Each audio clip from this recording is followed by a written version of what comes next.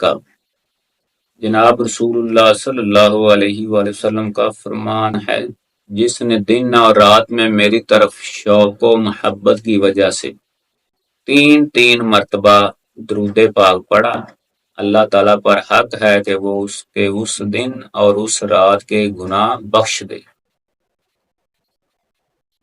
حضرت عثمان غنی رضی اللہ تعالیٰ عنہ کا عشق رسول صلی اللہ علیہ وآلہ وسلم۔ حضرت سیدنا عثمان غنی رضی اللہ تعالیٰ عنہ نے ایک بار ایک مقام پر پہنچ کر پانی منگوایا اور وضو کیا، پھر یکا یک مسکرانے لگے اور رفقا سے فرمانے لگے، جانتے ہو میں کیوں مسکرایا؟ پھر اس سوال کا خود ہی جواب دیتے ہوئے فرمایا، ایک بار سرکار دو عالم صلی اللہ علیہ وآلہ وسلم نے اسی جگہ پر وضو فرمایا تھا اور بعد فراغت مسکرائے تھے، اور صحابہ کرام رضوان اللہ علیہ اجمعین سے فرمایا تھا، جانتے ہو میں کیوں مسکرایا؟ صحابہ کرام نے عرض کی، یا رسول اللہ صلی اللہ علیہ وآلہ وسلم، اللہ اور اس کا رسول ہی بہتر جانتے ہیں۔ تو جناب رسول اللہ صلی اللہ علیہ وآلہ وسلم نے فرمایا، جب آدمی وضو کرتا ہے تو ہاتھ دھونے سے ہاتھوں کے، اور چہرہ دھونے سے چہرے کے، اور سر کا مسح کرنے سے سر کے، اور پاؤں دھونے سے پاؤں کے گناہ جڑ جاتے ہیں۔ ماشاءاللہ، سبحان اللہ۔ دوستو بزرگوں، ماشاءاللہ، صحابہ کرام رضوان اللہ علیہ اجمعین نبی کریم صلی اللہ علیہ وآلہ وسلم کی ہر ادا اور ہر سنت کو دیوانہ وار اپناتے تھے۔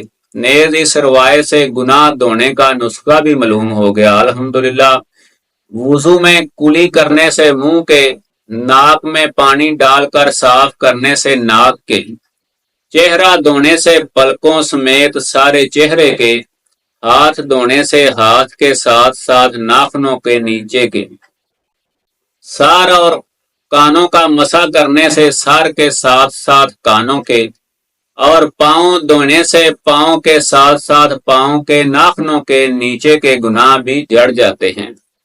گناہ جڑنے کی ایک حقائق الحمدللہ عزوجل وضو کرنے والے کے گناہ جڑتے ہیں۔ اس ضمن میں ایک ایمان افروز حقائق نقل کرتے ہوئے حضرت علامہ عبدالوہاب شعرانی رحمۃ اللہ علیہ فرماتے ہیں، ایک مرتبہ سیدنا امام اعظم ابو حنیفہ رضی اللہ تعالیٰ عنہ جامع مسجد کوفہ کے وضو خانہ میں تشریف لے گئے تو ایک نوجوان کو وضو بناتے ہوئے دیکھا، اس سے وضو میں استعمال شدہ پانی کے قطرے ٹپک رہے تھے۔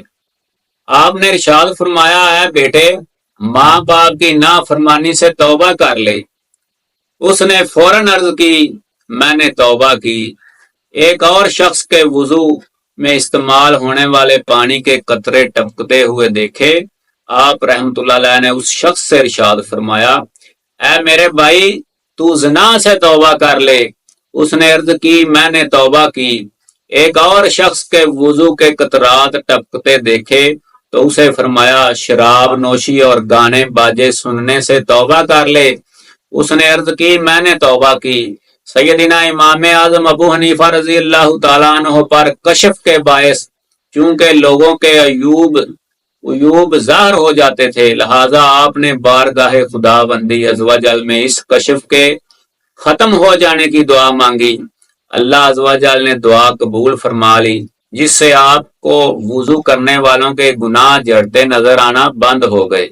ماشاءاللہ دوستو بزرگوں، حضرت امام اعظم ابو حنیفہ رحمۃ اللہ علیہ کو اللہ پاک نے کشف کے علم سے نوازا تھا کہ جب بندہ وضو کرتا تھا وہ قطرات پانی کے ٹپکتے تھے تو انہیں معلوم ہو جاتا تھا کہ اس میں کیا گناہ کرنے کی عادت ہے، تو اسے توبہ کرنے کی تلقین کرتے تھے، تو وہ بندہ اسی وقت توبہ کر لیتا تھا۔